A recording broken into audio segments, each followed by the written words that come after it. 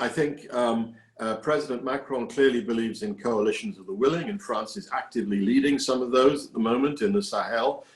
It's been involved militarily in Syria. It's tried to pony up naval patrols in the Strait of Hormuz to try and keep the peace, as it were, and keep sea lanes open between Iran and the Arab Gulf countries. But the Germans are really not on board for any of those things, or only for the peacekeeping elements, only with the parliamentary say-so. Kirsty, I think, puts her finger very much. She highlights one of the big problems of the whole idea of an EU army. There is no EU state. The nearest thing the EU has to a sovereign, I suppose, is the European Council of EU leaders, but that decides only by unanimity, and many of the member states have to get parliamentary authorization for any deployment, and often with a very detailed, circumscribed mandate that says, well, you can go to country X, but you can't actually shoot anybody.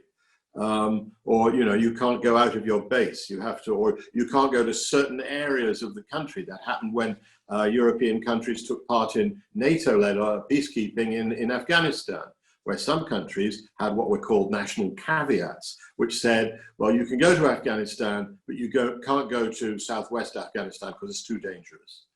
And so, of course, then you get varying levels of risk being taken by Kirsty's loved ones, depending on what passport they carry.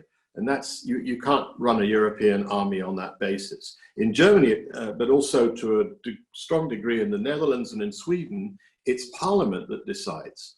Germany has what it calls a parliamentary army. In France, the president of the republic can decide at the drop of a hat, and he only has to inform parliament within 30 days, and then parliament actually gets to debate whether or not it supports the military operation within 4 months of the operation starting.